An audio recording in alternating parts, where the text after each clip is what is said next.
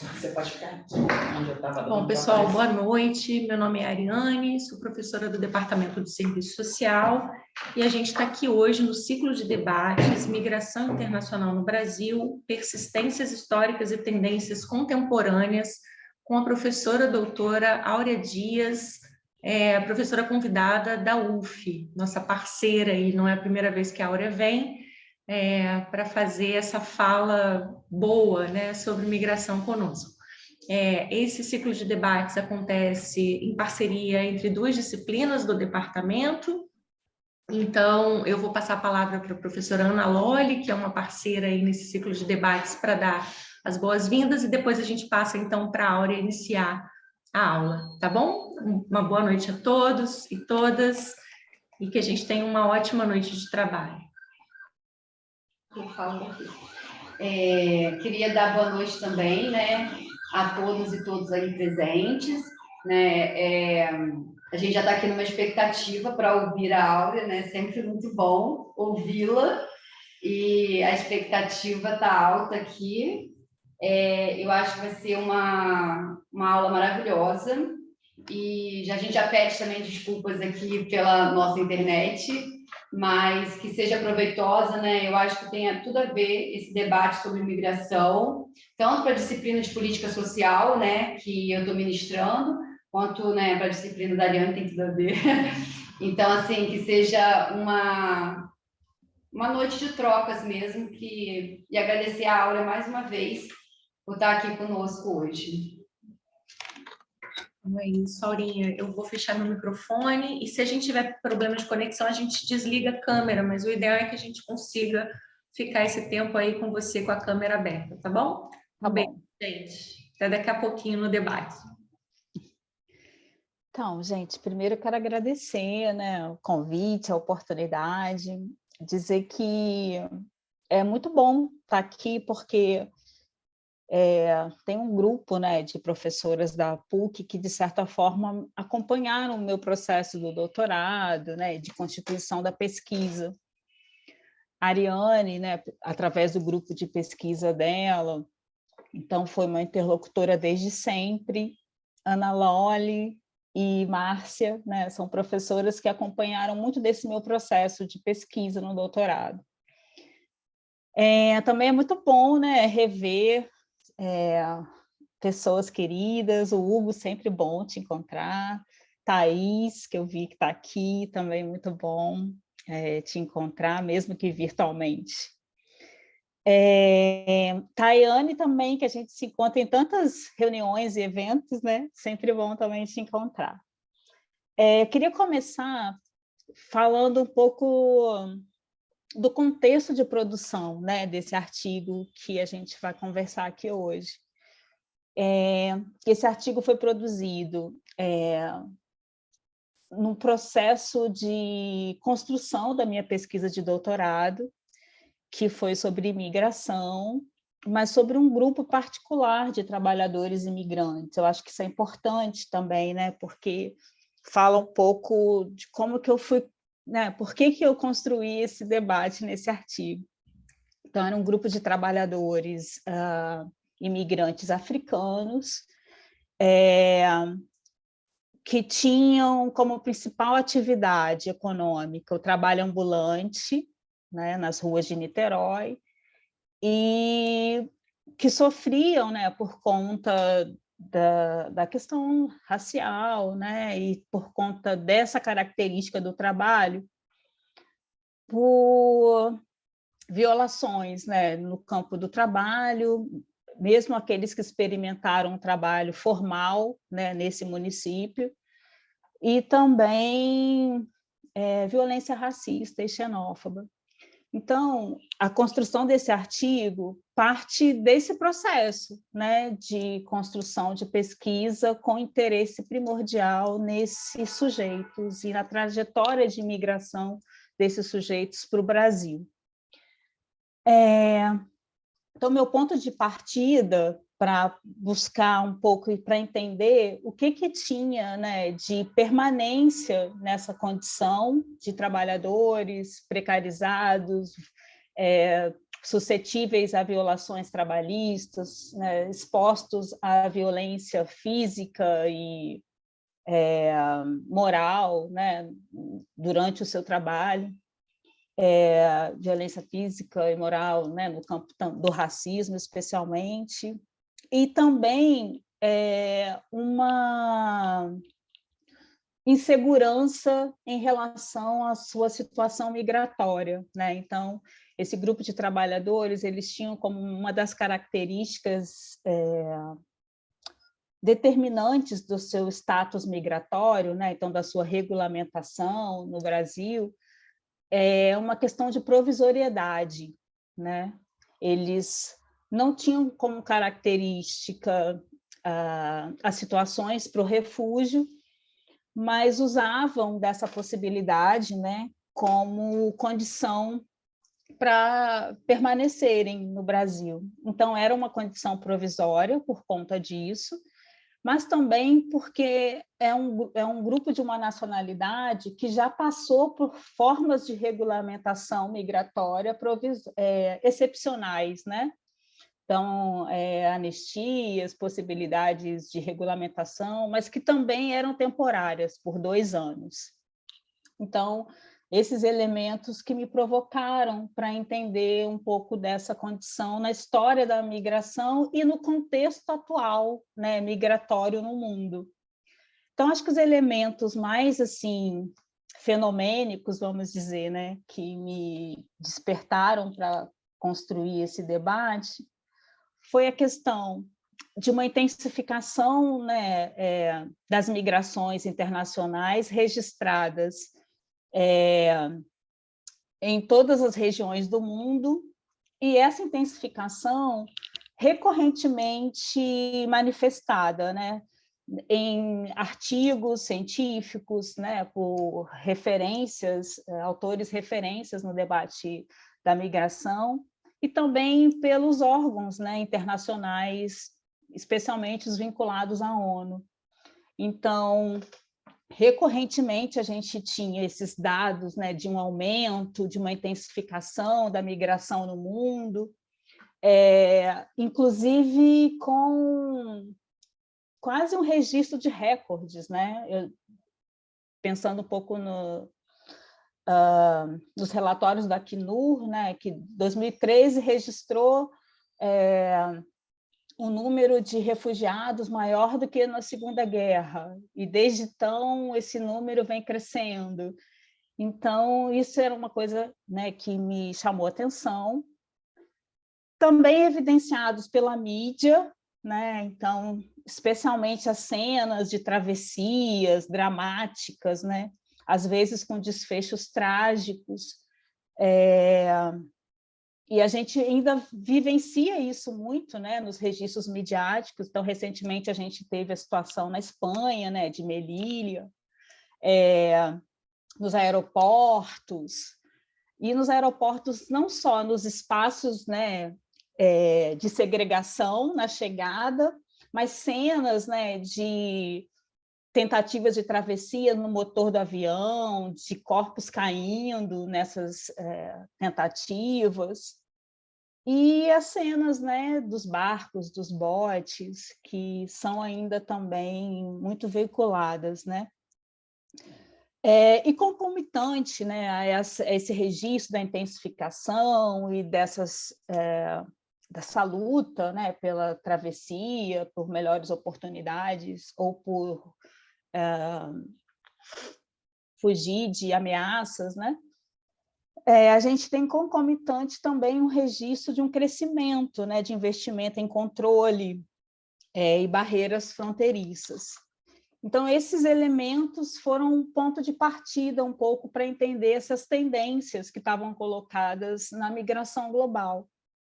Então, desde o início do século XXI, segundo esses registros, né, de muitos pesquisadores e dessas agências, tem um crescimento, de um registro, né, de crescimento de deslocamentos no mundo em diferentes direções. Mas, com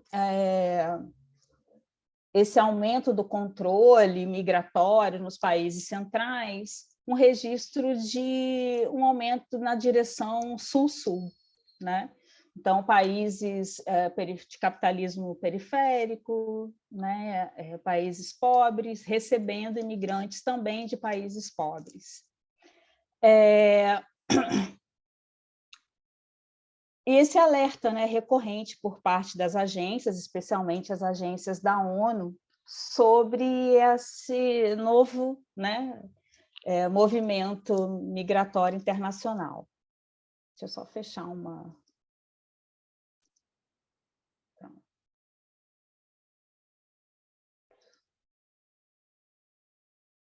Ué, cadê vocês? Ah, achei. Desculpa, gente. Eu ia perguntar se você queria abrir, Áurea, a tela. Você quer abrir? Não. Não, não era isso não, é porque eu fui fechar meu WhatsApp, que estava me desconcentrando, e perdi o Zoom aqui. Entendi. Então, eu fui um pouco tentar entender, né, esses movimentos para além desses registros, né, do fenômeno. Então, o primeiro autor que eu ressalto no texto, que me ajudou a entender melhor esse movimento, é o Pietro Basso, né, um autor italiano, e ele faz uma crítica a essa abordagem emergencial, especialmente protagonizada pelas agências da ONU, que, na perspectiva dele, mais oculta do que revela, né, os condicionantes, os determinantes, né, da migração internacional contemporânea. Então, oculta um processo que teve um momento histórico marcante, né, que é a constituição do mercado mundial capitalista e da divisão internacional do trabalho, com as origens no colonialismo, né? E que manteve, com o desenvolvimento do capitalismo, uma cisão, né, entre os países centrais e a maioria desses territórios ex-colonizados, que se mantiveram como espaços fornecedores de força de trabalho a baixo custo. E eu acho que, mesmo quando a gente pensa no momento do Fordismo, né, do keynesianismo, acho que a gente tem as análises do próprio Harvey que mostram para a gente quanto que esse trabalho, essa força de trabalho com valor rebaixado dos imigrantes, né, foram determinantes também para a expansão do capitalismo nesse momento. E com os processos, né, de crise, de transformação na acumulação capitalista, especificamente a partir da década de 70, né, com os processos de reestruturação produtiva e a reconfiguração dos estados-nação, numa perspectiva neoliberal, a gente tem a expansão, né, do capital dessa forma cada vez mais degradante, expulsando trabalhadores, comunidades locais, onde tinham vínculos históricos, né, e vínculos ancestrais, a proliferação de conflitos armados que garantem o controle sobre territórios, né, com perspectiva de exploração, e também porque movimentam, né, um complexo industrial, militar.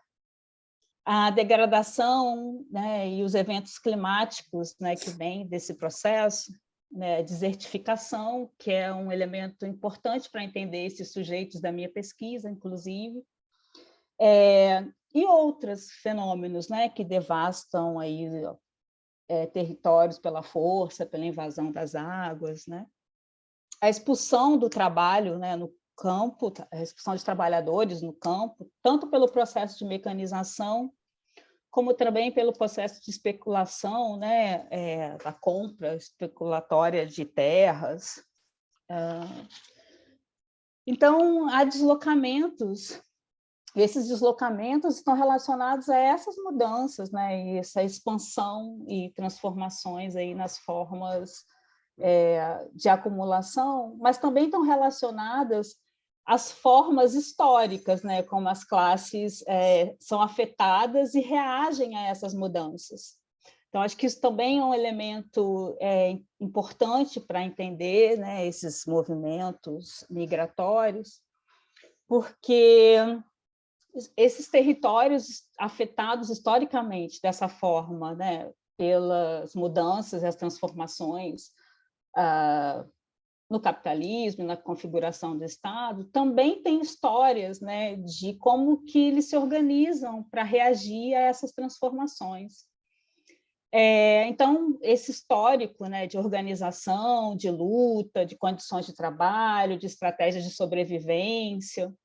Então, tem aí determinações objetivas e subjetivas, e também condições mesmo, né, que são determinadas pela condição de classe, né? Então, quem que pode migrar, né? Mesmo desse grupo afetado, né? Quem que pode migrar? Quem que é considerado migrante, né? E quem faz esses deslocamentos com outras garantias e com outras, né, condições. E um outro autor interessante, que não está nesse artigo, mas que me ajudou muito a me aproximar de entender, né, esses processos migratórios, é o Gil Félix. Embora a pesquisa dele fale de uma migração interna, ele trabalha muito com essa lógica, né, de que se a mundialização do capital, a flexibilização do trabalho afeta a circulação do capital, o tempo de rotação, afeta também a circulação da força de trabalho, né? Tanto na dimensão espacial,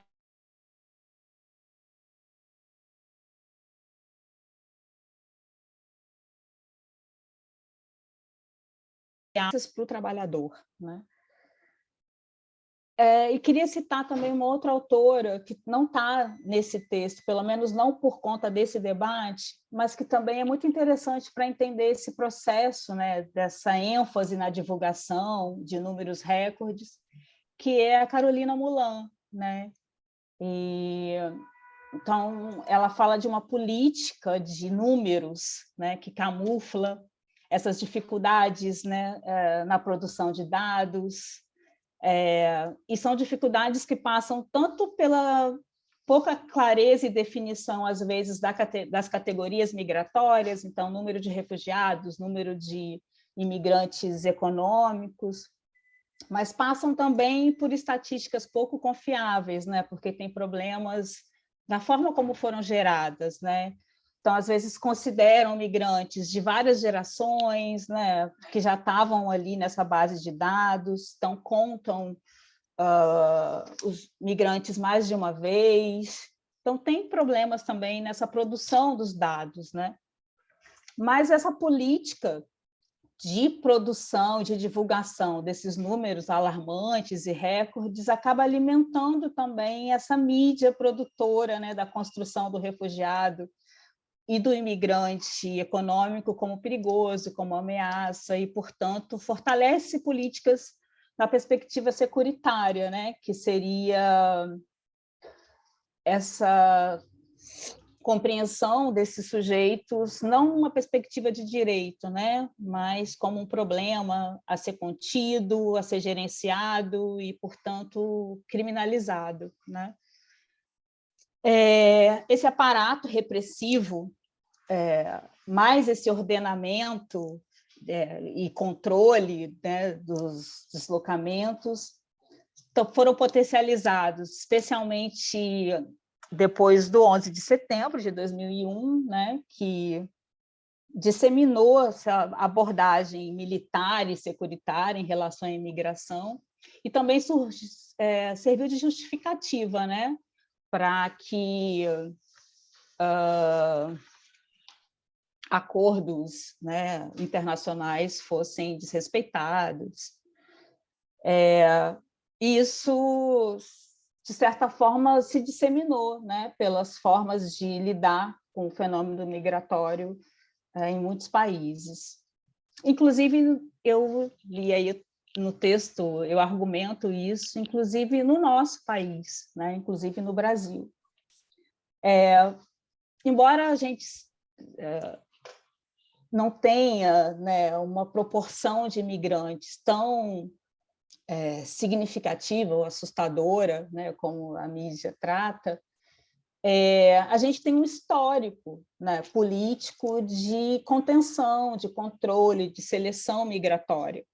E aí eu acho que tem dois momentos históricos determinantes, né, que exemplificam bem isso, que é a gestão do Vargas e o período ditatorial, né?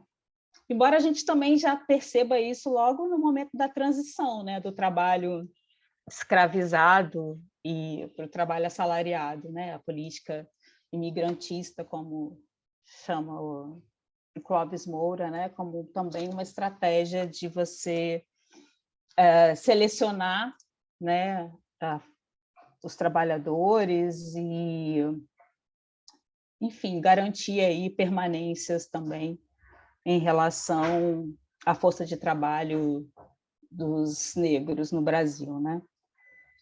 Então, esses dois períodos, né, de Vargas, com toda uma definição do perfil migratório, né, que seria aceito no Brasil, excluindo japoneses, excluindo negros, né, e, ao mesmo tempo, estabelecendo uma relação entre trabalhadores nacionais e internacionais de certa disputa, né, e com situações também de deportação, né, e o período ditatorial com a organização do Estatuto do Estrangeiro na perspectiva da segurança nacional.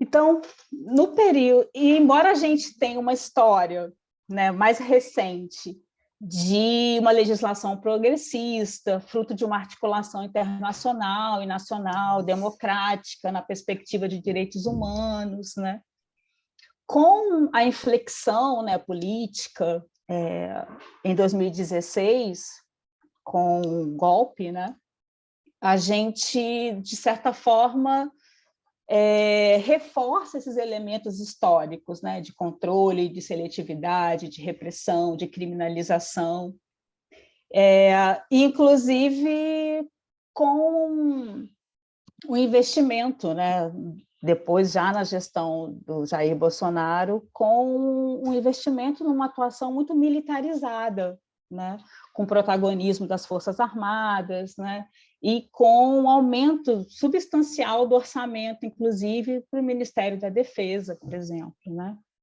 Aí, Ariane, acho que tem mais até elementos do que eu, um pouco para essa questão. Então, e num contexto, né, em que a imigração internacional do Brasil vinha desde os anos 2000, passando por elementos novos, né, vamos dizer assim, né, com a vinda de imigrantes de países vizinhos e de países periféricos da África, da Ásia, né, e do Caribe.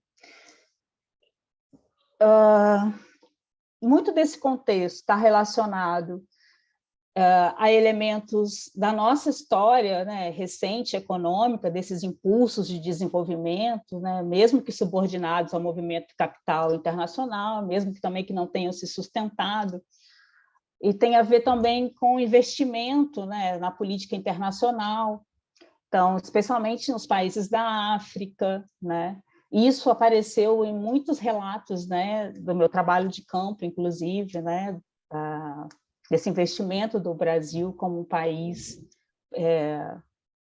subpotência, né? Um país interessante para articular esses processos migratórios. E concomitante a essas restrições nos países centrais, o Brasil, então, se torna um destino interessante, né? Então, a gente, no momento da construção desse artigo, 2020, né, a gente tinha significativamente imigrantes haitianos, fluxos, né, haitianos, senegaleses, bengales e de venezuelanos para o Brasil, em diferentes dinâmicas migratórias, né, essa circularidade, então, migrantes que estão no Brasil, mas constroem redes fora do Brasil ou no seu próprio país de origem. Então, esse grupo que eu pesquisei tinham alguns segmentos, né, alguns sujeitos que passavam tempos no seu país de origem, buscavam, inclusive, as mercadorias, né, eram referência para outros que estavam aqui para trazer mercadorias, e circulavam, né, entre países, inclusive países vizinhos nossos aqui, que muitos já tinham passado, né, por outros países, como a Argentina, e depois migraram para o Brasil. Muitos faziam movimento também internamente no Brasil, né, de procura das regiões onde as condições para o trabalho e para a vida estavam mais atraentes.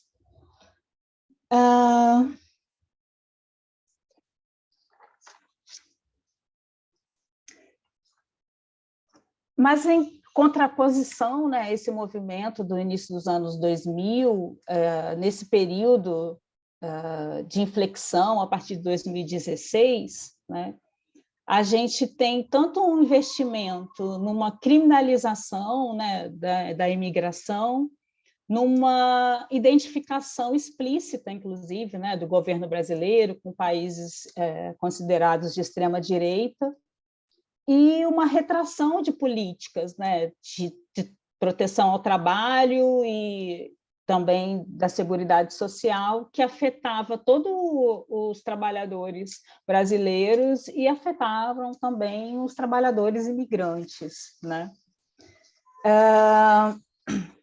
Nesse sentido, que eu chamo a atenção no final do texto, para a necessidade de se pensar, né, a organização dessas políticas de atendimento aos trabalhadores imigrantes, nesse contexto, né, de retração de proteção para os trabalhadores no Brasil, especificamente porque a gente tem também uma diminuição do orçamento, né, para o investimento nessas políticas, e porque tem também uma questão que não tem uma política imigratória, né, que tem uma capilaridade de proteção específica necessariamente nos municípios, né? Isso se constrói em articulação com as políticas já constituídas, né? E aí os desafios que estão colocados para isso,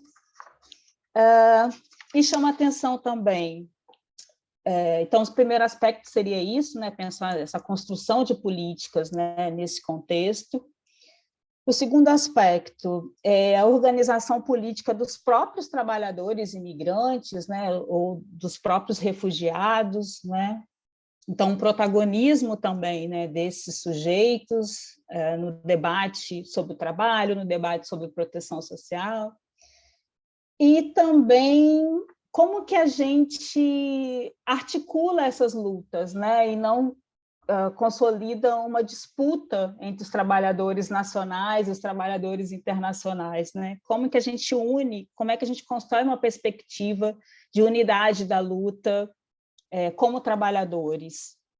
Acho que tem exemplos, né, do movimento dos trabalhadores sem teto, mas que me parece que a gente ainda precisa construir caminhos para avançar nessa articulação, né? Falando especificamente desses trabalhadores que eu tive o contato direto, a relação com os ambulantes, né, com os trabalhadores brasileiros, era extremamente violenta e desconfiada, né? Então, e a gente tem uma articulação interessante, né, dos trabalhadores ambulantes na cidade do Rio de Janeiro e também no município de Niterói. Então, como é que a gente constrói esses caminhos de ponte, né? E os últimos elementos que eu acabei não falando, quando eu estava um pouco caracterizando esse movimento, né, da migração internacional, são duas características que são comuns, né, nos trabalhos e nas pesquisas, sempre apontam uma certa polarização, né, nesse movimento em busca do trabalho. Então, trabalhadores altamente qualificados que migram com garantias, né, inclusive já articuladas pelas próprias empresas, né, que não passam por esses circuitos, né, da política pública, por exemplo. Os trabalhadores, né, a fuga de cérebros, né, então os trabalhadores que saem desses países periféricos, já com possibilidades de trabalho, e aí você tem uma economia, né, vamos dizer assim, porque esses países não investiram na formação desse trabalhador, e, ao mesmo tempo, é uma força de trabalho com o valor, né, rebaixado em relação aos trabalhadores desses países centrais, né? E o outro elemento também recorrente nessa caracterização da imigração contemporânea internacional é a migração das mulheres, né? Então, o relatório da OIM de 2020 apontava que 50%, né, dos imigrantes do mundo eram mulheres e muito envolvidas nesse mercado internacional do cuidado, né? São trabalhadoras, na maioria, não brancas, né, que vão exercer funções ligadas ao cuidado e que, ao mesmo tempo, elas precisam garantir, né, cuidadores nos seus países de origem, né, para seus filhos, para sua família, para que elas possam investir nesse processo migratório e para trabalhar nesse circuito do cuidado, né? E são também as mais expostas, né, a violências, especialmente ao tráfico, né, de pessoas para prostituição, né? São esses os elementos que estão mais caracterizados nessa literatura. Esse meu investimento um pouco em entender esse processo tem a ver com uma opção, né, uma vinculação teórica que era de entender a imigração não como uma questão, né, racional, de uma escolha, fruto de uma escolha racional dos trabalhadores, mas de entender a imigração nesse processo, né, de uma sociedade que é constituída através das relações de exploração do trabalho, de expropriação, de dominação, e o que os condicionantes, né, para essa mobilidade da força de trabalho no nosso momento histórico, né? É isso, gente. Estou aberta aqui para a conversa.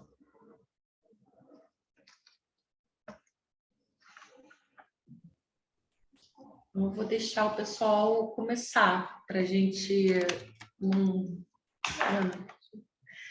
não monopolizar aqui o debate. Vou deixar. Mariana já levantou. Mariana e João Vitor levantaram a mão ou só estão dando parabéns? Eu levantei a mão e não sei como baixar a mão agora. Baixou. Eu faço uma perguntinha depois, show. Deixa a Mariana, então, que levantou primeiro, João.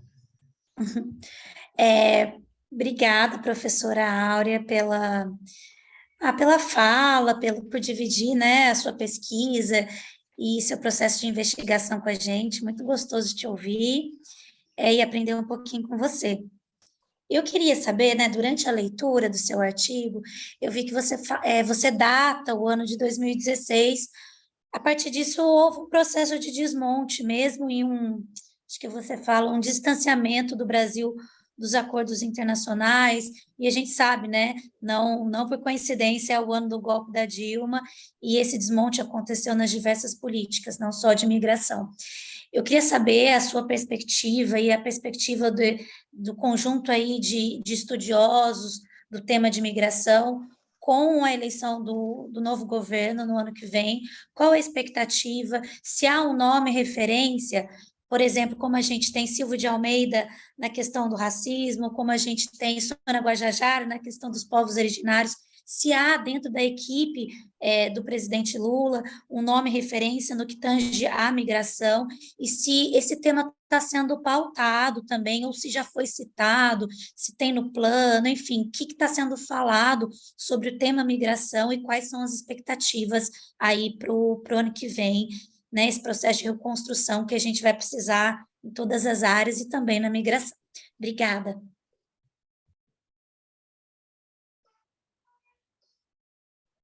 A gente pode fazer um bloco, né, gente? Se alguém mais tiver pergunta, a gente pode fazer umas 3 perguntas e aí deixar a hora responder.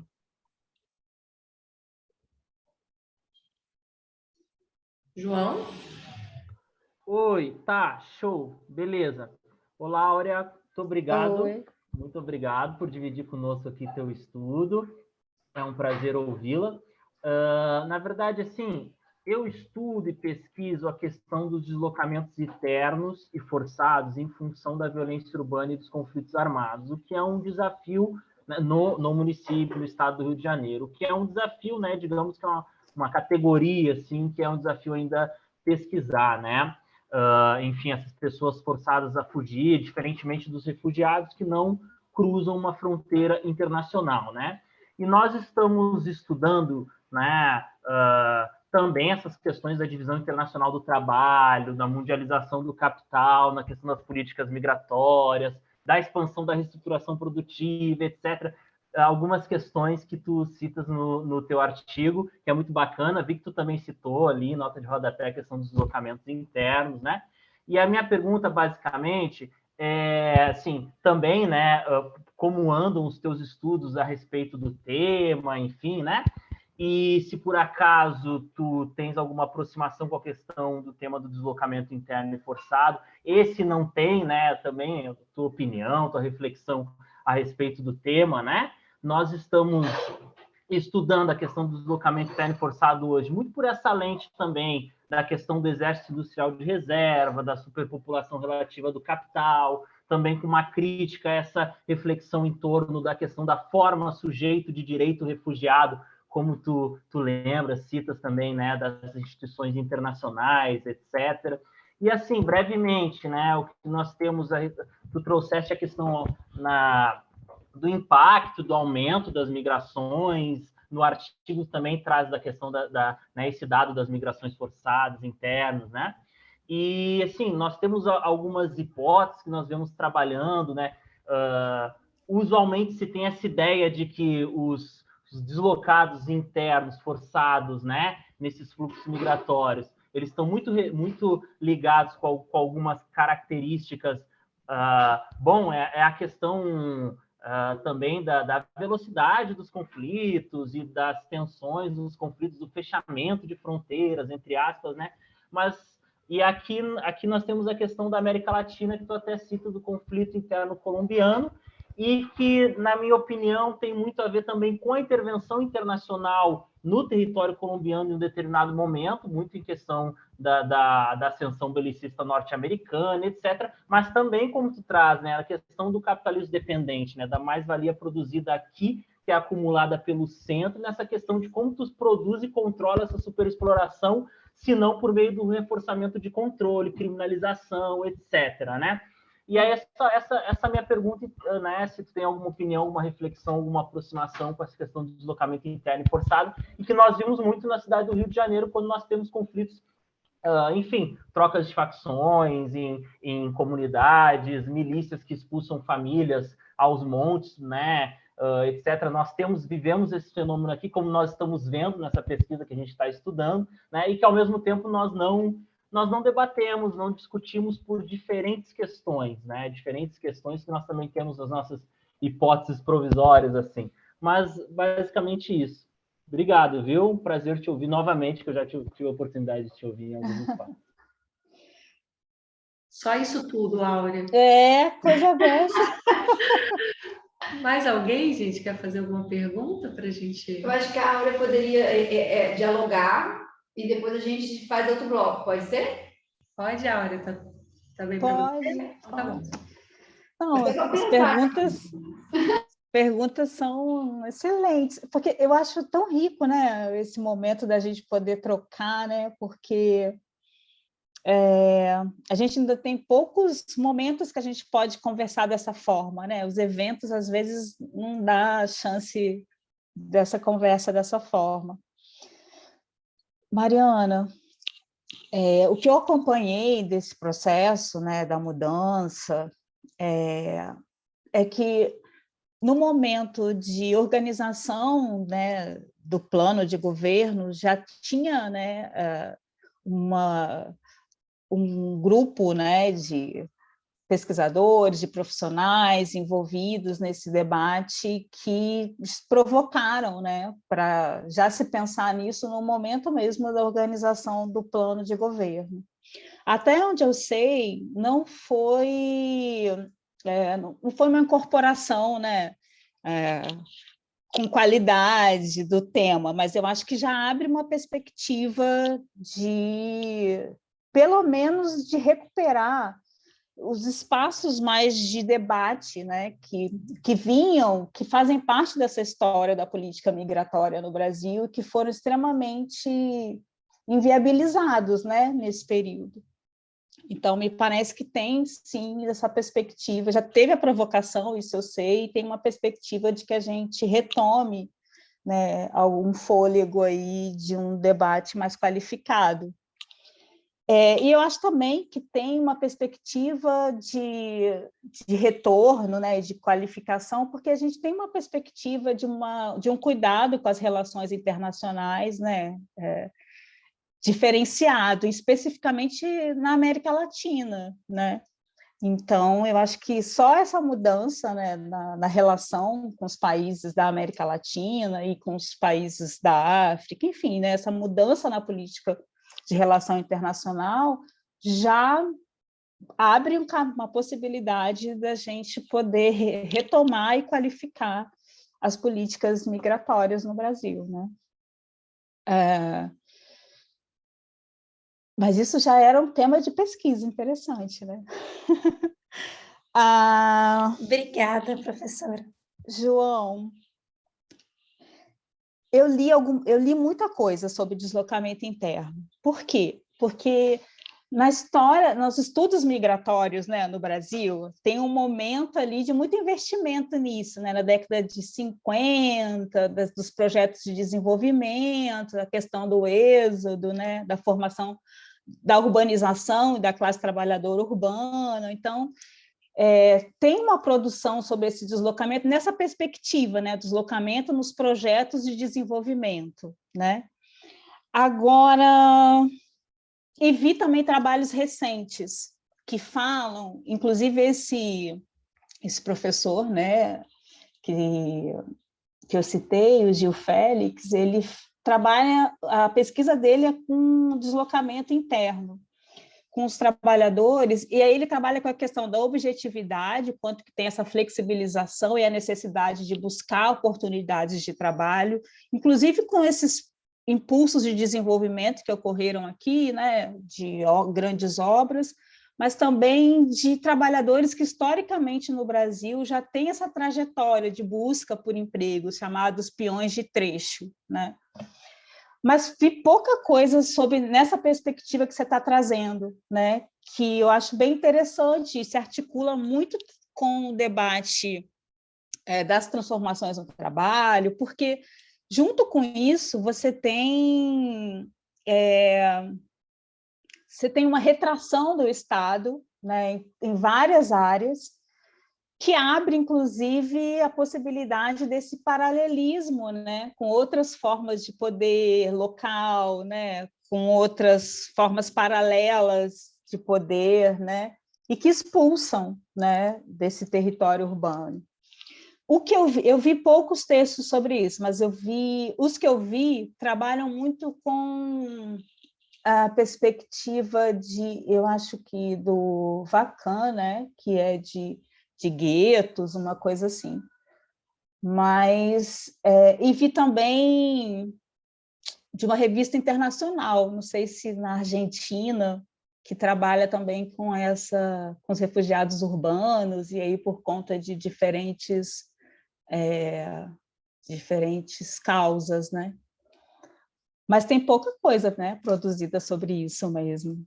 Eu acho que, pensando no Rio de Janeiro, né, só é realmente riquíssimo pensar e produzir sobre isso, né? E também eu anotei aqui quando você estava falando, quando eu comecei a pesquisar, né, esses trabalhadores africanos aqui no Brasil, eu quis entender um pouco desse movimento, qual é o processo, né, migratório até chegar ao Brasil.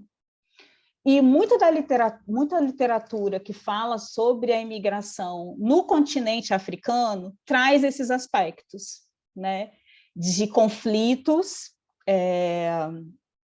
étnicos, de grupos que são historicamente desqualificados no continente africano. Então, são grupos que migram primeiro. Eu lembro bem de um texto que eu li, o título era assim, migra-se muito mais na África do que para fora da África. E eles falavam disso, né, que os projetos migratórios acontecem por vários motivos internamente na África, primeiro no próprio território nacional, né, e aí entre esses conflitos, e depois para países no território africano e com grande possibilidade de saída do continente africano, né? Mas sempre com um perfil, internamente na África, tem um perfil de imigrantes que são historicamente subalternizados, também sofrem algum tipo de perseguição, e isso interfere muito no desenho dos fluxos migratórios no continente, né? Mas acho que foram esses os pontos que chegam mais perto da sua pesquisa que eu tive contato. Muito obrigado, minha amiga. Sem dúvida. Tu pode repetir o autor, Gil, Fi, como é que é? Félix. Ah, tá. Tu já tinha falado dele, me chamou a atenção, certo? Não, tu comentaste a respeito da questão da África, né? E é lá que é ratificado o protocolo de proteção da região dos Grandes Lagos, a Convenção da União Africana, ou seja, esses instrumentos legais que são assim exemplos no trato do deslocamento interno, é muito interessante. Mas brigadão, viu? Eu acho, né? Acho que ele é da UNILA, João. Ele é da UNILA. Eu posso te mandar uns artigos dele que eu tenho. Depois você... É legal. Deixa eu só problematizar uma coisa assim, que Mariana falou. Tudo depende do ponto de vista, né? Assim, eu acho que isso é interessante para a gente pensar a análise, né? Da parte do conceito que a gente tem do que é a qualidade de política, né? Eu tenho ouvido de alguns... Mariana. Oi? Está me ouvindo? Professora, Oi? travou. Não sei se você está me ouvindo. Nossa, 3 livros. Eu tenho um deles aqui, baixado, que ele organizou, né? Que, aliás, tem um texto maravilhoso dele. Gostei desse último que eu baixei. Vocês estão me ouvindo agora? Agora voltou, professora. Travou bem na hora que você começou a falar. A gente não chegou a ouvir. Tá, vamos ver se eu abro a câmera, se não fecha. Estava falando que essa coisa da qualidade da política que a Mariana provocou, tudo depende do referencial, né? De onde a gente parte, o que a gente entende por qualidade política, enfim. Eu achei importante a Áurea problematizar essa questão da participação, né? Mas, assim, eu tenho ouvido de alguns colegas da área migratória que eles avaliam que o governo Bolsonaro foi mais produtivo do que o governo Lula, por exemplo, né, para a área. E aí, porque houve mais investimento, mesmo que tenha sido pela defesa, né, pelo Ministério da Defesa, houve um investimento público, né? E, além disso, houve a regularização migratória através do refúgio, garantindo-se aquilo que a legislação diz, né? Que é o fundado temor de perseguição, vinculado também à violação de direitos humanos, né? Então, se colocou muito mais gente dentro do refúgio do que em tempos passados, né? Como foram com os haitianos, como foram com os senegaleses, por exemplo. Bom, há controvérsias, né? Obviamente, eu discordo dessa posição, né? Eu acho que tem uma questão ideológica e política importante para se pensar. Mas eu já ouvi isso, né? Eu não sei se as pessoas vão ter coragem de escrever sobre isso, né? Mas uma coisa é falar, né, entre nós nos eventos, Não sei se elas vão ter coragem de escrever sobre isso, mas é uma questão, sabe, Mariana, que tem um debate atual, né, que é, inclusive, o que vai ser feito com o pessoal que entrou pela Operação Acolhida, por exemplo.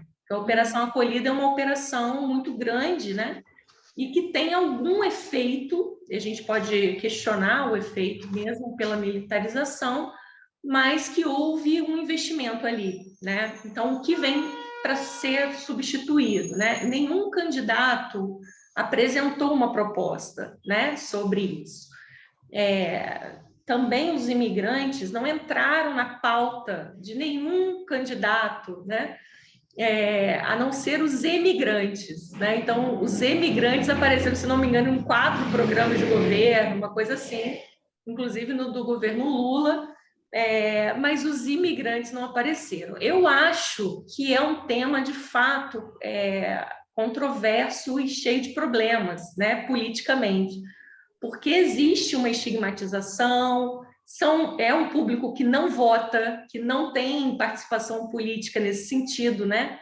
Então, tem esse debate que a Áurea está dizendo, né, do interno com um estrangeiro, né, assim, vem para tomar o nosso lugar. Então, também tem essa coisa do candidato botar isso, né, a gente vai fazer um acolhimento aos imigrantes, você tira grande parte dos trabalhadores que estão desempregados, inclusive, né, no país. Então, você mexe em coisas muito importantes, né?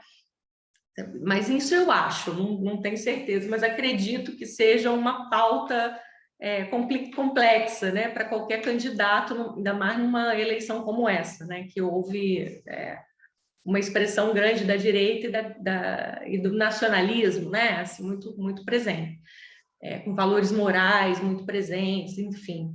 Então, é só para pontuar um pouco que essa situação da política migratória ela ainda também não está muito clara para a gente, mesmo numa pauta progressista, né?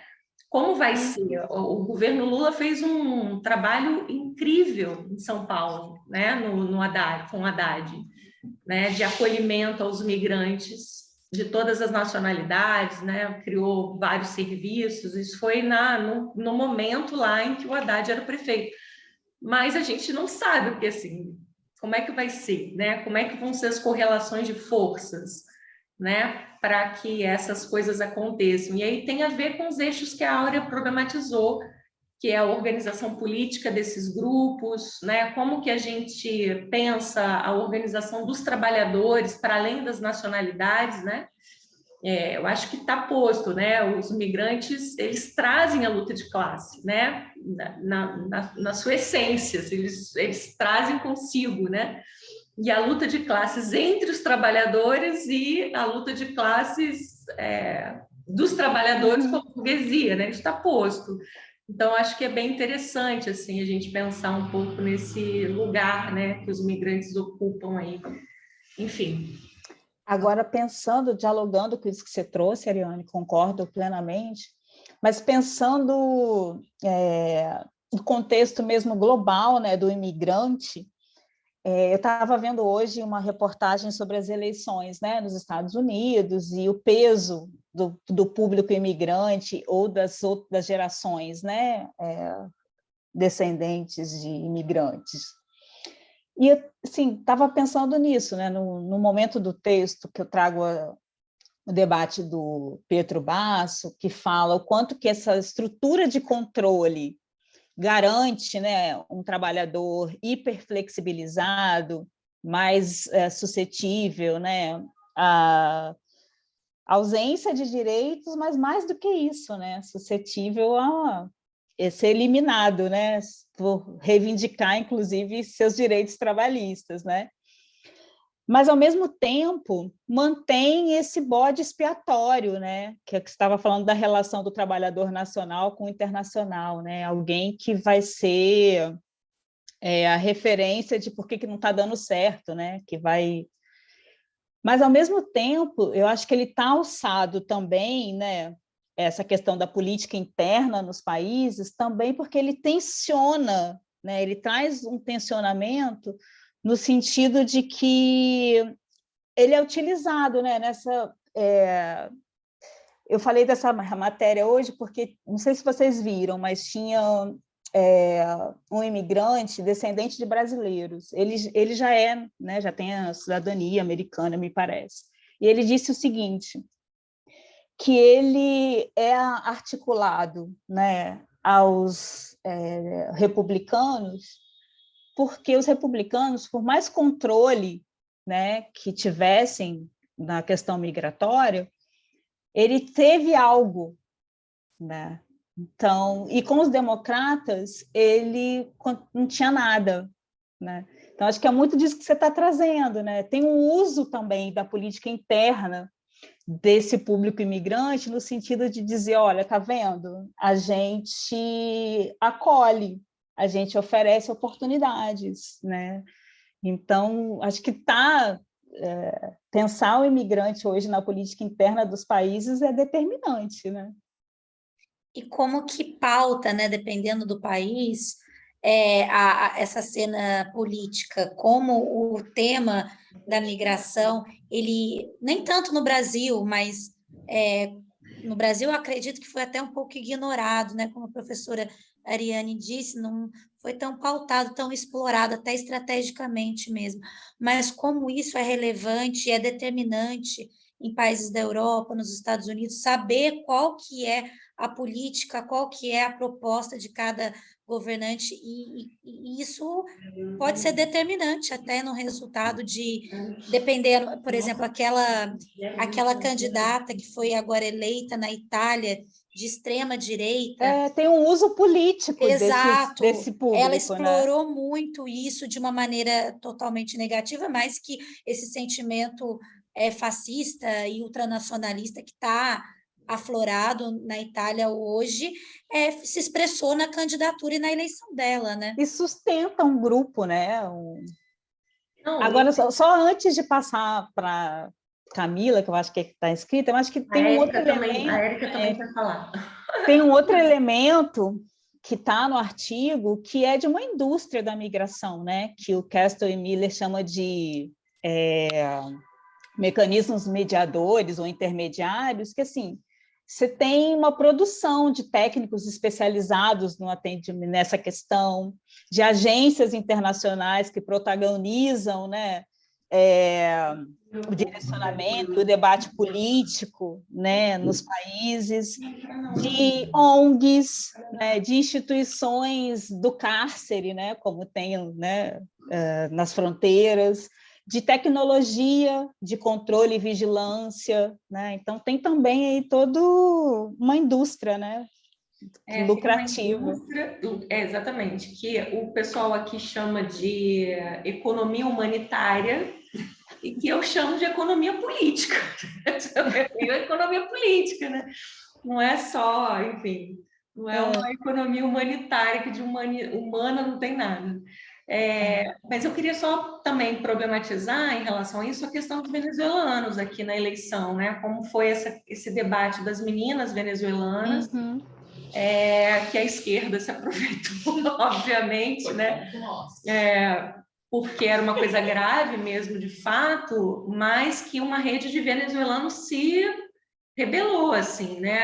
Até porque eles estavam contra o governo Maduro, dizendo que o governo do PT era um governo que apoiava aquele regime, né, e que estava se aproveitando disso, né, e aí a gente viu uma rede ali, né, do próprio Guaidó, enfim, uma série de apoios ao governo Bolsonaro, dizendo exatamente isso que a Aura falou, né, eles tiveram uma proposta de acolhimento para os venezuelanos, o que vocês vão fazer, né? Então, a gente apoia o governo, assim, eles apoiaram abertamente o governo Bolsonaro. Só complementar rapidinho que a minha pergunta, porque você trabalhou especificamente com um grupo de trabalhadores imigrantes africanos, né? Eu queria saber se eles trouxeram para você a questão da tensão racial no país.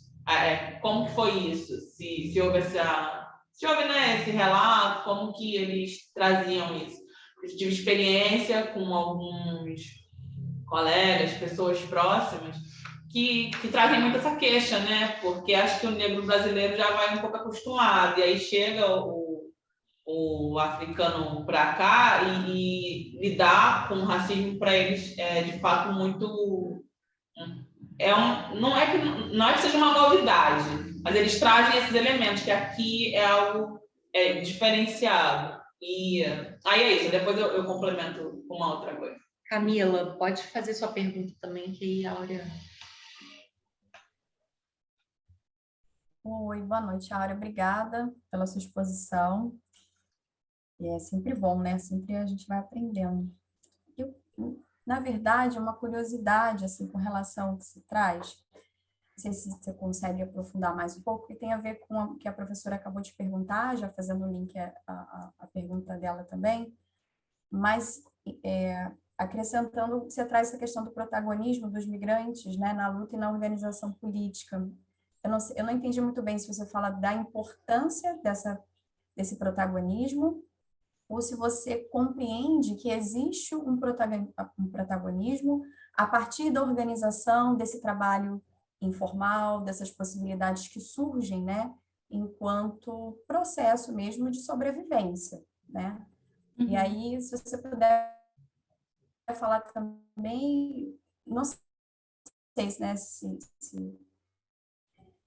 dos resultados, né, são as alternativas que são criadas para além desse trabalho informal, se há tentativas, né, de busca de empregos formais, né, de carteira de trabalho, enfim, claro que tem toda a questão da documentação, né, e se você percebe algum recorte racial, né, nessa busca. Tá, acho que eu entendi. O racismo através... Camila, eu não sei se Tá cortando. está cortando ela, que está cortando é a gente. Eu não sei, Cortando vou aqui fechar aqui também. minha câmera, então. Camila, fecha Oi, sua câmera vou para fechar. ver se Isso. melhora. Fechei. Aproveitando também o debate que o João colocou, se eles se deslocam internamente, porque a sua pesquisa é em Niterói, né? Uhum. Se eles saem de Niterói para tentar buscar em outras cidades, né? Se eles têm redes em outros lugares, né? E se conseguem se organizar junto com os trabalhadores informais também, né? Se existe uma disputa ou se esse lugar do trabalho informal acaba criando um sentido de coletividade, né? Porque eu penso que devem morar em territórios muito próximos também. Então, assim, fiquei reflexiva, né, nessa realidade desse trabalhador congolês de Niterói, nessa articulação política enquanto trabalhador, ou se é mais essa tendência da sobrevivência imediata por não ter conseguido outros espaços. É um pouco disso. Obrigada, querida. Posso ou tem mais alguém?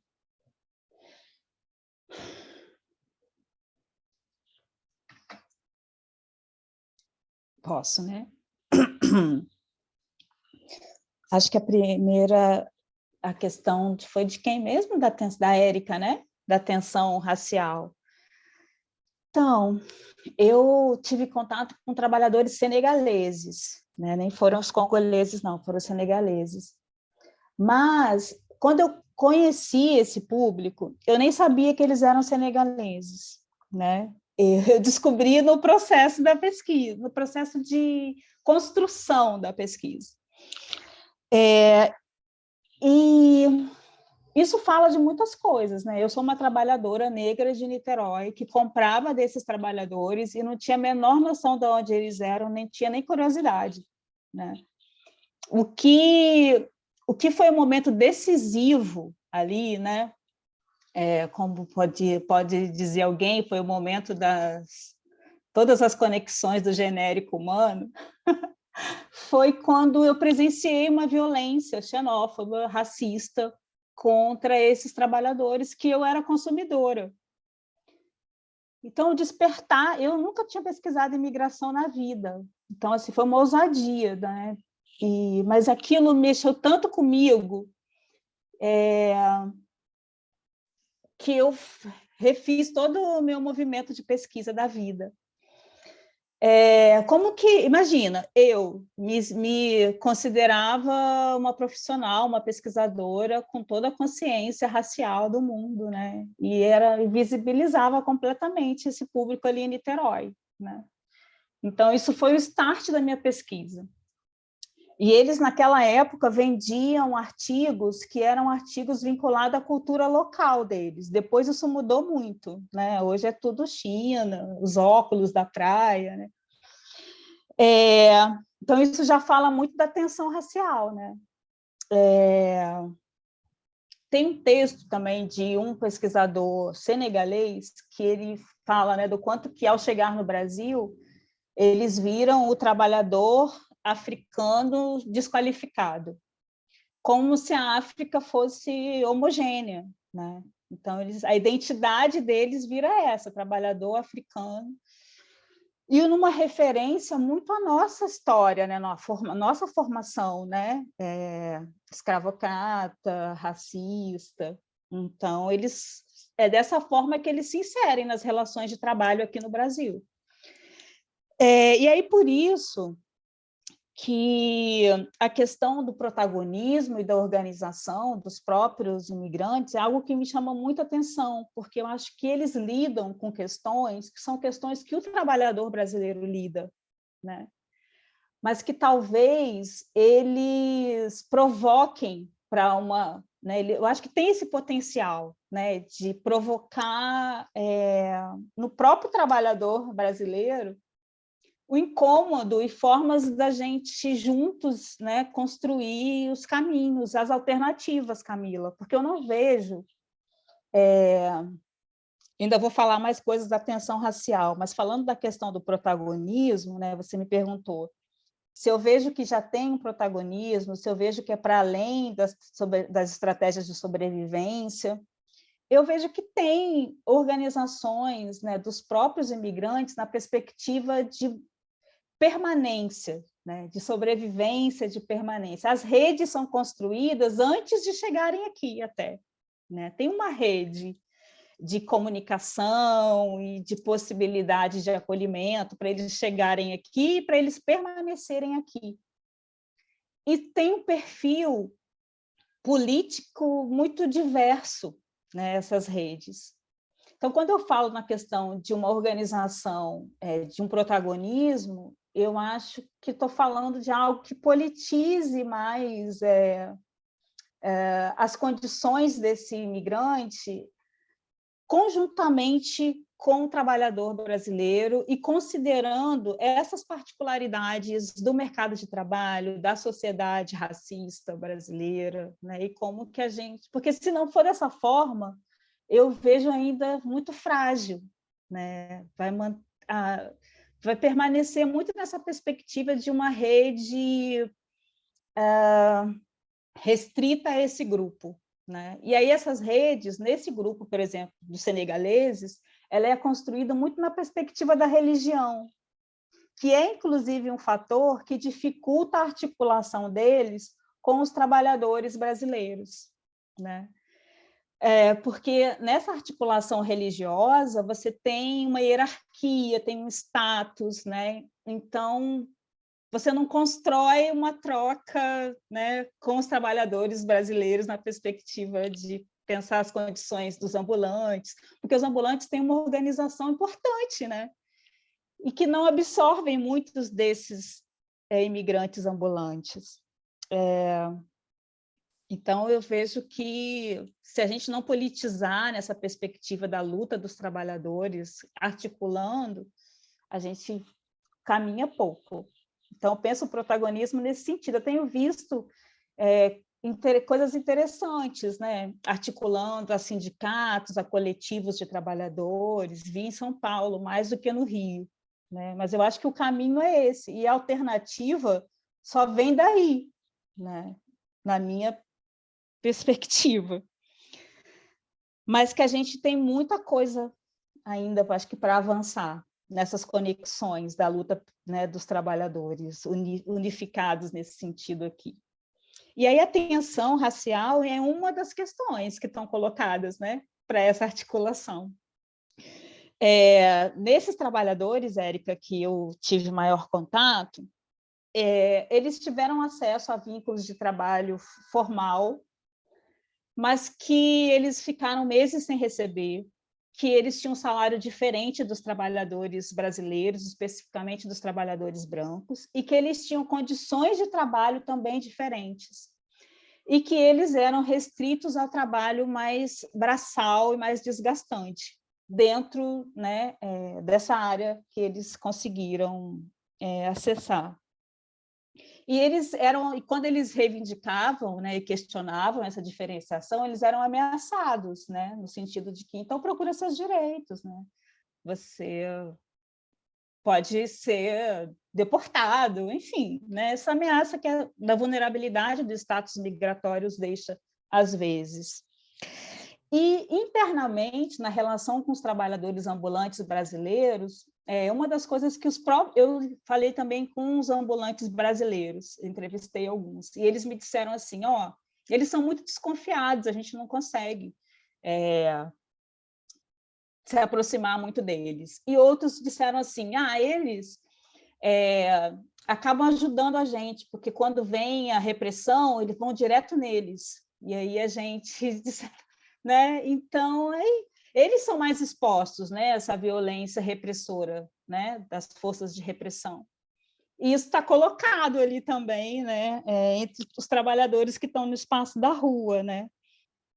Mas isso também chegou para mim de formas muito interessantes e de formas informais. Eu estou falando muito, né, gente? Vocês me controlam.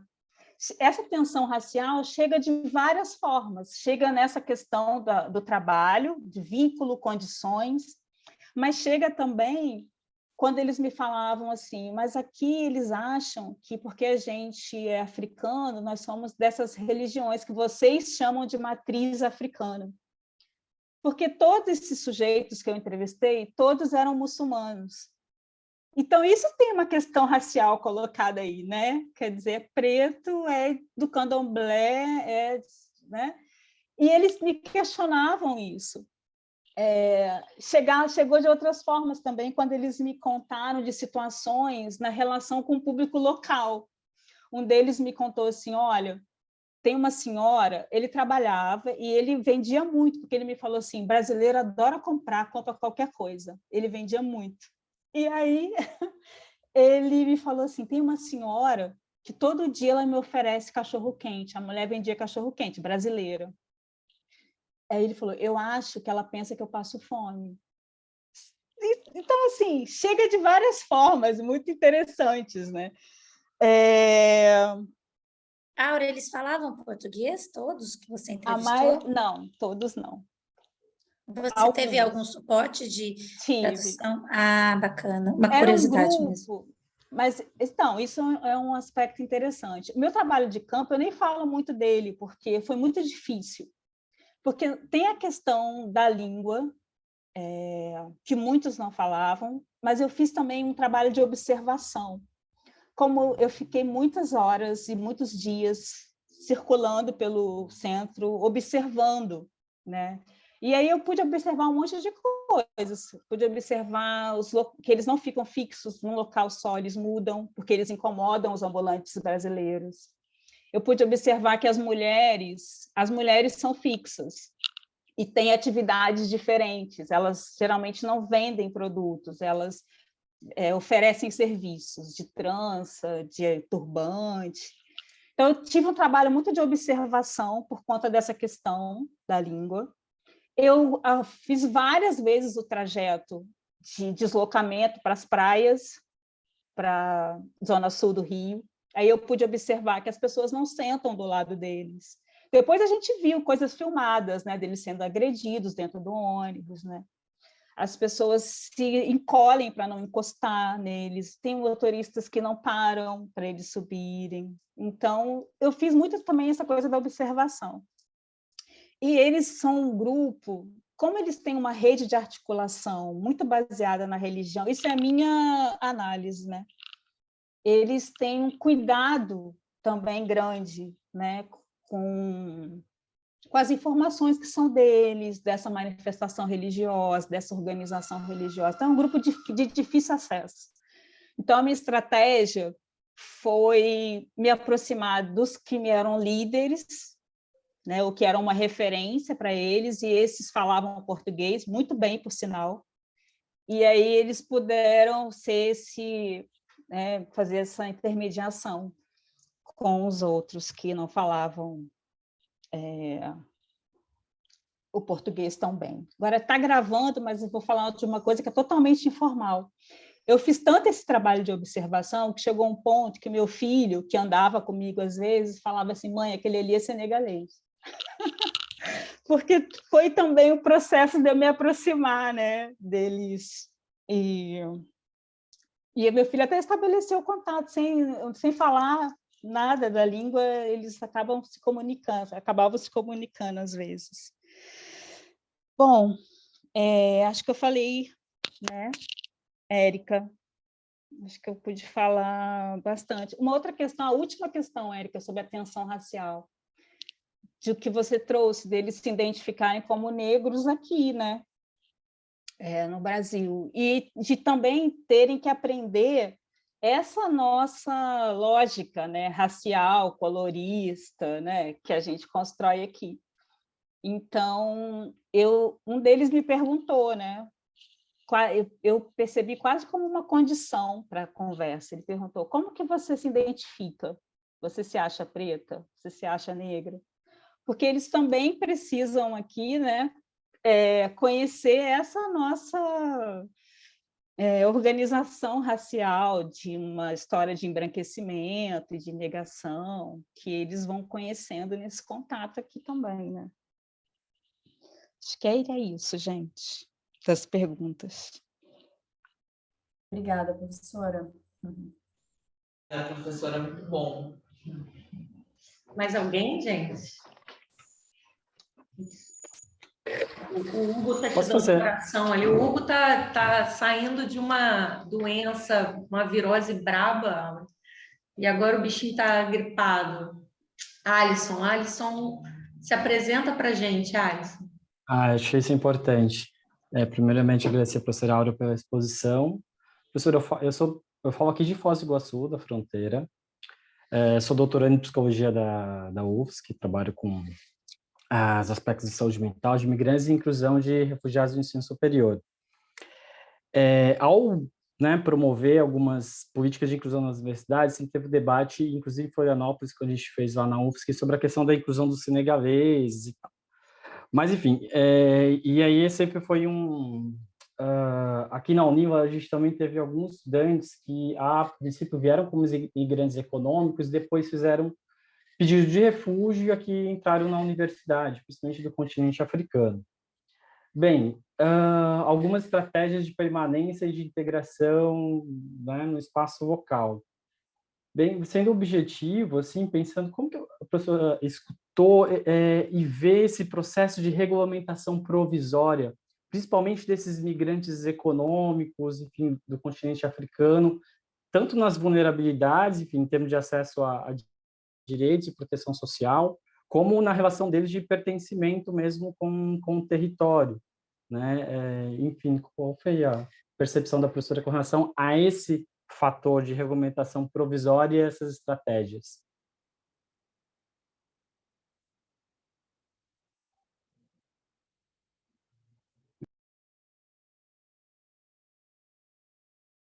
Está fechado o seu microfone, professora. Só queria terminar de responder Camila, porque uma das questões que ela me colocou é do deslocamento deles, né, internamente. Eu percebi isso, Camila. Muitos senegaleses que eu tive contato aqui em Niterói já tinham passado pelo sul do Brasil e alguns estavam indo para o Nordeste, porque eles criam esses núcleos, né, constroem esses núcleos de acordo com as oportunidades e também de acordo com os núcleos religiosos, né, das mesquitas. Então, eles se movimentam pelo Brasil inteiro. E, inclusive, muitos dos que eu conheci aqui em Niterói, eu comecei a pesquisa antes da pandemia, né? Eles já estavam se estabelecendo em Copacabana, porque era mais barato, porque como eles ficavam nas praias vendendo, eles começaram a se fixar, né? Nos apartamentos pequenininhos em Copacabana, dividindo entre eles muitos, né? Saía mais barato do que o deslocamento diário, né? Agora, aqui no município de Niterói, eles se concentravam nos espaços também, né, mais baratos e com uma infraestrutura até mais precarizada, né, no centro da cidade. Então, em prédios já um pouco degradados, né, em casarões degradados, com certeza de infraestrutura problemática, mas que eram mais baratos, né? Então, uma possibilidade melhor para eles, para guardar o dinheiro, né? Enfim, para sobrevivência também.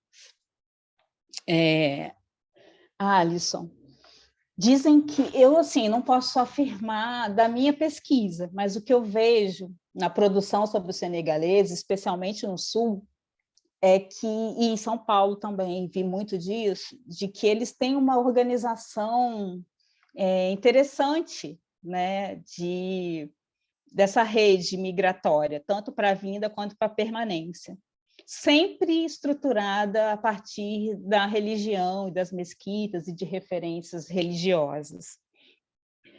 E a questão do status migratório, eu ouvi algumas coisas, né? Muitos sabem, né? Eles têm muita informação, então eles sabem que vão pedir essa solicitação, mas que provavelmente não vão ser contemplados como regularizados como refugiados. E muitos nem querem, porque como eles fazem essas saídas do país para buscar mercadoria, o status de refúgio ia atrapalhar essa atividade comercial, né? E eles sabem exatamente como se organizar nesses momentos da regulamentação extraordinária, né, provisória, eles se organizam para conseguir todos os documentos, para explicar um para o outro como conseguir fazer. E não vejo um incômodo com a questão da provisoriedade tanto, né? Eu não percebi neles esse incômodo. O incômodo maior é com o não reconhecimento desse direito de estar aqui, né? Eu percebi mais dessa forma. E aí é uma questão interessante, né? Que eles são bem organizados, né? Inclusive estão nos eventos de debates migratórios, e vão se mantendo, né? Nessa provisoriedade. Enfim, não percebi tanto incômodo. Incômodo porque como eles têm esse discurso, né, de que são empreendedores e comerciantes e estão pelo mundo, é mais do que um discurso, como eles têm essa forma de se apresentar e se identificar, não vi um incômodo com a provisoriedade. Interessante mesmo isso. Áurea, só mais uma coisa, você chegou a, não sei se apareceu na pesquisa, alguma tendência ou tentativa deles se inscreverem em processos formais de trabalho? Ou procurarem, ou a partir das suas formações? Então, esse público específico, eles têm uma formação que é uma formação muito característica da organização religiosa deles no Senegal. Então, eu esqueci o nome que se dá, mas é uma forma de educação que é dentro do espaço religioso. A maioria deles tem essa história de formação. Quer dizer, a maioria, porque eles também têm um grupo diferenciado, que são dos estudantes universitários que vieram através do... né? E a história deles de acesso ao trabalho formal foi através dessa... Você tem uma liderança que estabelece os contatos locais, e aí consegue essa possibilidade e vai levando outras pessoas do grupo. Então, tem uma história assim, de acesso a um trabalho formal, mas que a realidade disso foi de dificuldade, inclusive, para receber o salário, né? Então, eles acabaram retornando para o trabalho informal, né? O trabalho ambulante.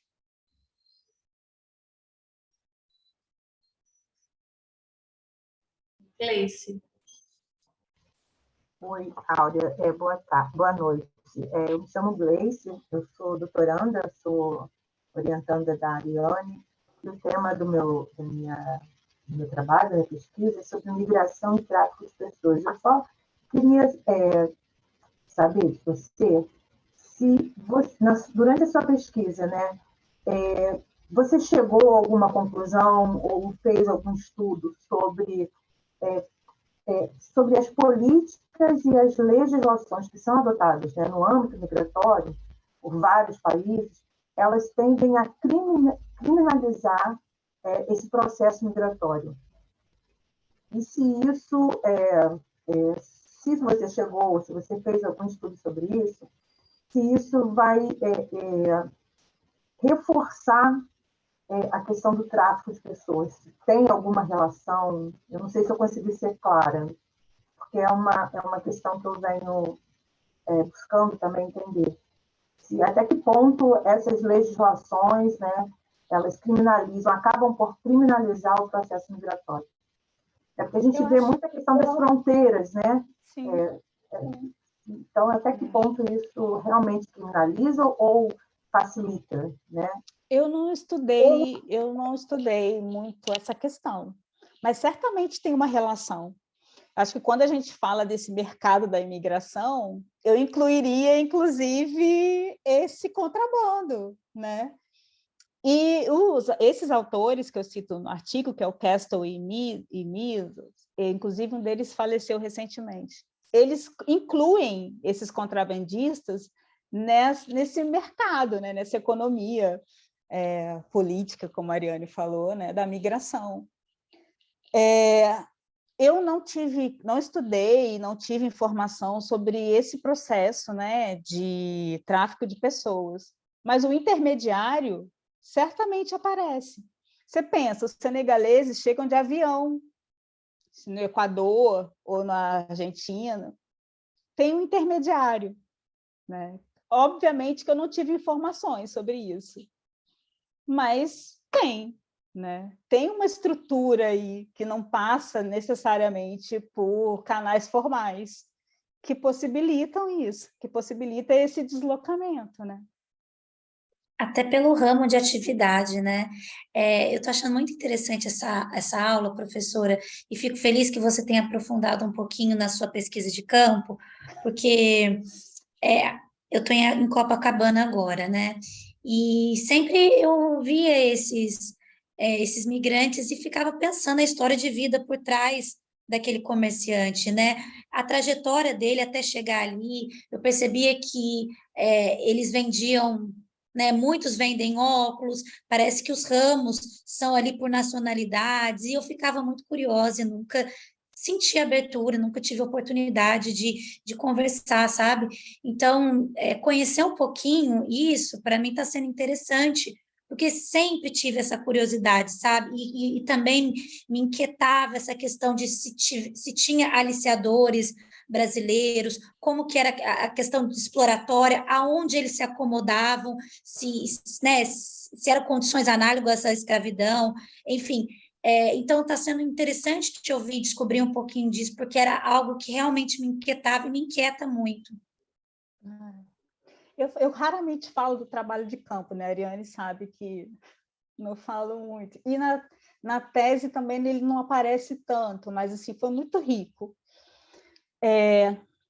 Uma outra questão interessante assim, de avaliar meu contato com eles é a questão também de gênero, né? É um grupo majoritariamente de homens e de uma cultura que estabelece certos distanciamentos. Então, isso também foi um elemento, né, que não vou dizer que dificultou, mas assim, que, enfim, eu tive que considerar E as famílias, nesse trabalho professora? de campo. E aí, por que eu falei disso? Porque tinha duas perguntas que eram meio interditadas, assim, sobre essa intermediação, né, para a chegada até aqui, e sobre quanto que eles ganhavam. Então, assim, como eu entendi dessa forma, como que uma mulher ia perguntar para um homem quanto que ele ganha. Então, sim, foi duas questões que foram meio interditadas na relação, né, com eles. A maioria deles, desse grupo, né, migram sozinhos e eles têm que, nesse processo de sobrevivência aqui, ter dinheiro para sua manutenção, para pagar o projeto migratório, para contribuir para essa rede religiosa e para enviar para a família que ficou lá, né? Então, imagina aí o desgaste. Carga horária, né? E quando eu fiz essa pergunta para a maioria deles, eles me diziam que não necessariamente é o que acontece, mas o que eles me diziam as mulheres que vêm são as mulheres casadas que vêm com seu marido, né? Então, são poucas dentro desse grupo, né? É um grupo majoritariamente masculino.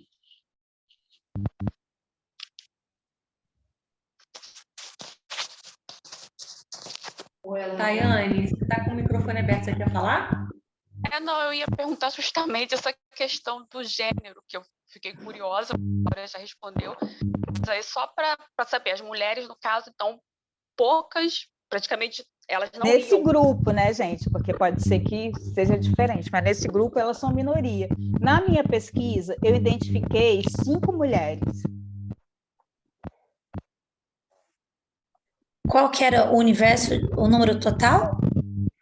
Então, eles me disseram que o grupo deles, total, em Niterói, em 2016, se eu não me engano, eram 200.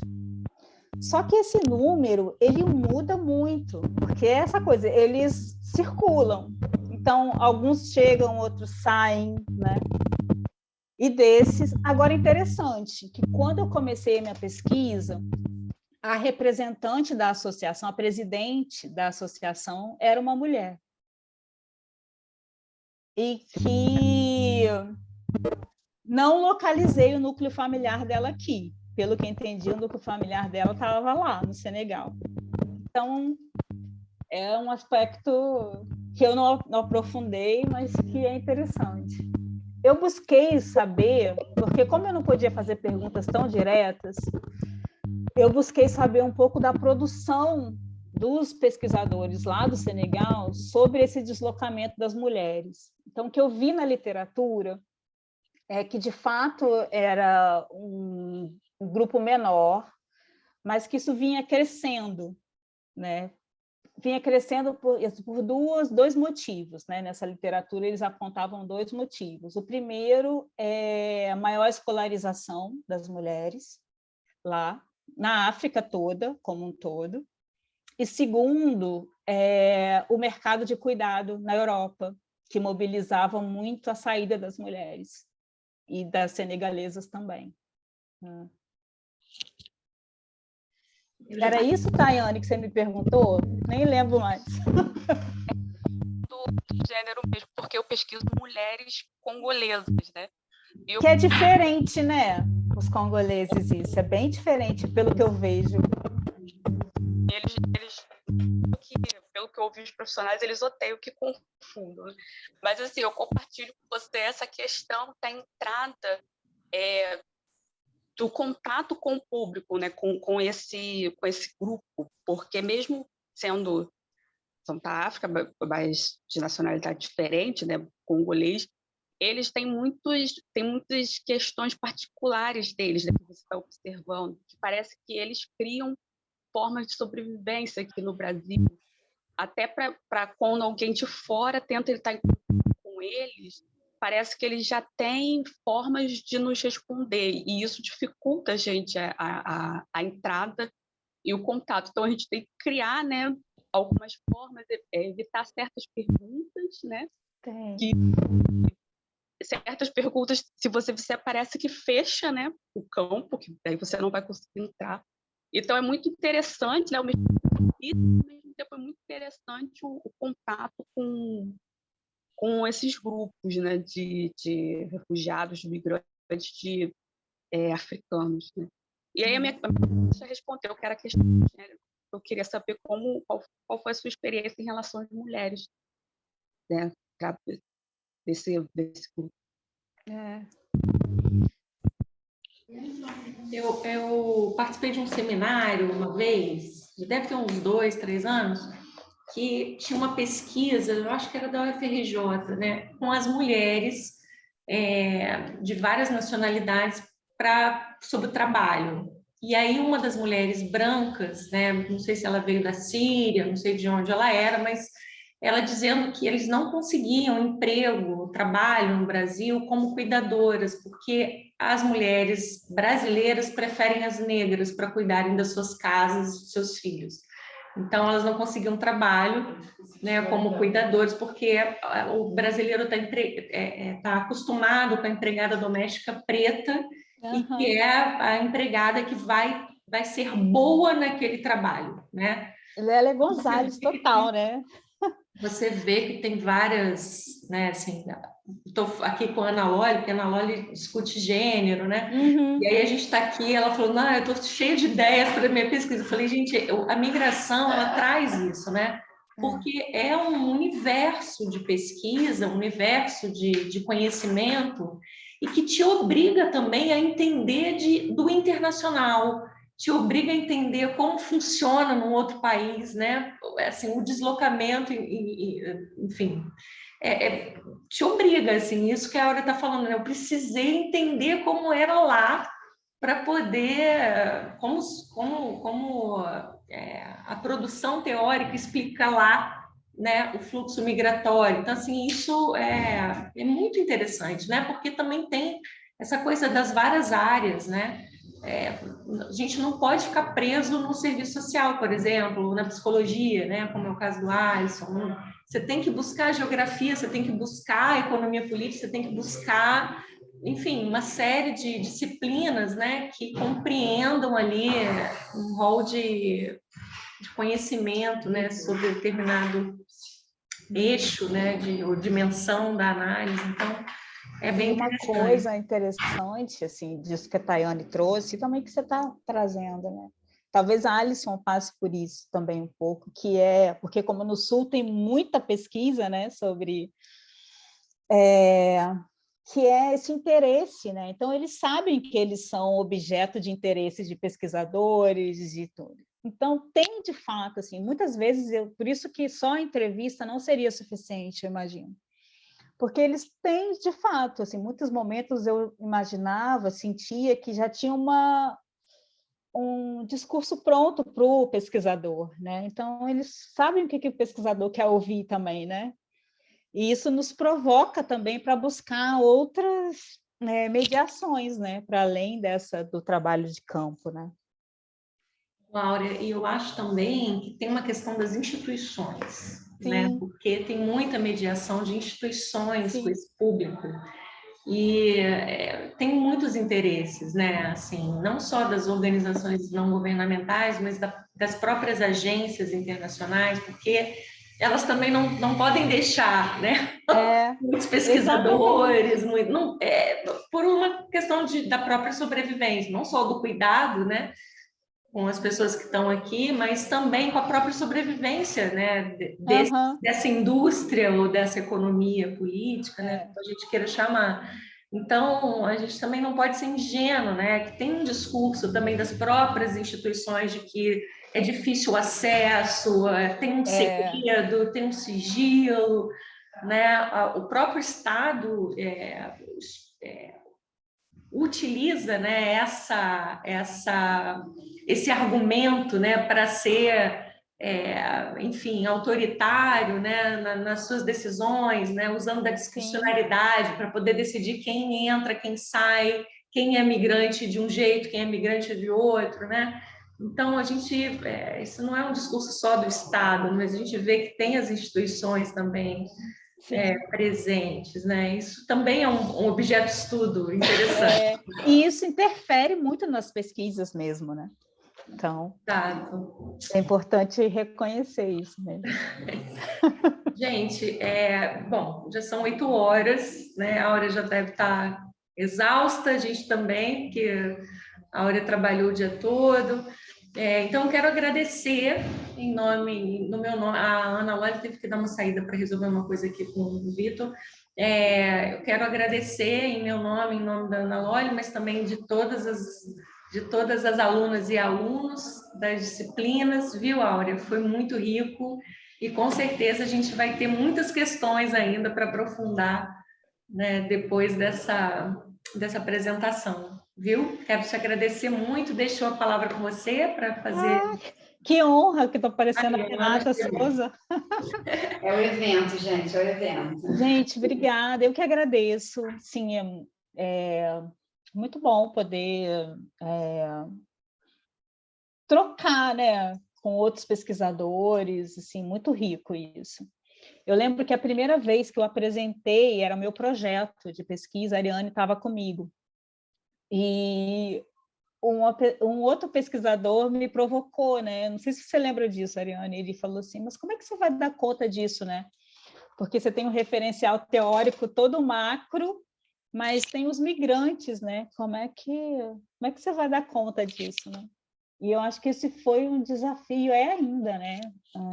Um desafio gigante, junto com todas as outras conexões que existem da gente pensar, né, as relações internacionais, a estruturação de políticas, a organização política unificada, né? Então, são muitas questões, e que bom que a gente tem muitos pesquisadores no serviço social agora, e que a gente pode trocar, né? Que eu acho que isso tem sido tão raro no espaço acadêmico, porque a gente tem um monte de evento, mas não necessariamente a gente consegue trocar e conversar, né? Então, eu agradeço também. Eu estou saindo daqui muito provocada com as questões de vocês também. Parabéns pela proposta, né, Ariane e Loli? Que a gente se encontre presencialmente. Com certeza. Gente, me ausentei um pouquinho aqui, então já vou fazer aqui o convite para todo mundo, né? Amanhã a gente vai estar aqui nas comemorações dos 85 anos do departamento e 50 do nosso programa de pós. Então, a gente também está aqui nos bastidores, já que a gente está aqui no departamento, a gente está nos bastidores da organização. Fica um convite para todo mundo, né? Quem puder estar aqui amanhã, às 3 horas, no auditório do RDC.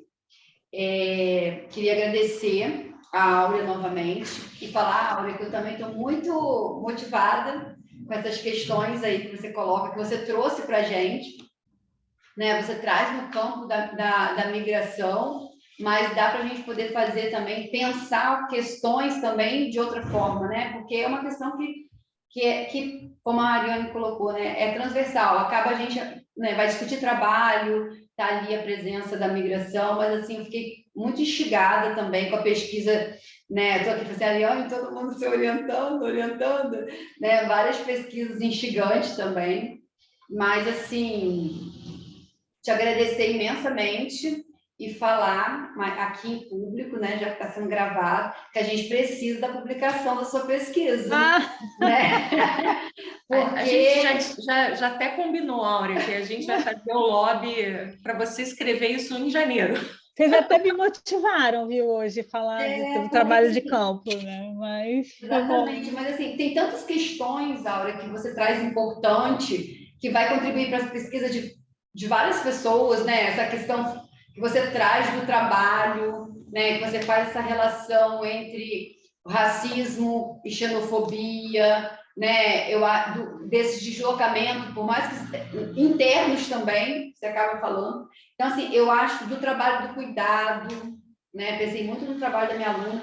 Então, assim, dessa indústria da migração que você traz, que você coloca lá na tese, Então, assim, eu acho que tem bastante contribuição, né? E você deixou aqui a gente inspirado, instigados aqui. Eu acho que é bem bacana, assim, para a gente poder... Várias coisas que eu nunca tinha pensado, você trouxe, assim, elementos, e a gente estava aqui só nos bastidores comentando, Ariane, né? Aí eu acho que é muito importante mesmo e atual esse tema, e o quanto, né, eu fiquei pensando aqui lá em Guarulhos, né, os migrantes lá em Guarulhos, assim, que tipo de política social a gente vai ter, né, perspectiva que a gente possa ter nos próximos anos, de que forma também a gente trabalha nisso no local, né, vocês que são próximas aí da política de assistência social. Então, assim, são questões importantes e que vai estar na pauta também aqui para o trabalho da assistência social, né?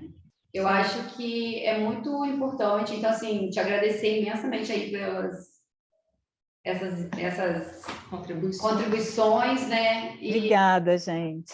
essas questões que coloca a gente para a gente também, sim. O Alisson está dizendo que hoje vai ter uma matéria sobre afegãos em Guarulhos. Tem uma tese que eu li sobre Guarulhos. Não sei se a Ariane conhece esse trabalho. Você conhece, né? Que ela fala crimigração, né? Que era antes, né? Chamavam aquela parte do aeroporto de África até, né? Uma tese bem interessante. Agora tem moda de novo, né? Porque, enfim. Pois é. Gente, eu quero agradecer, enfim, agradecer aos alunos e alunas também por terem ficado até agora, pelas, enfim, contribuições também nas perguntas, de muita qualidade. Eu vou parar de gravar, né, só para terminar.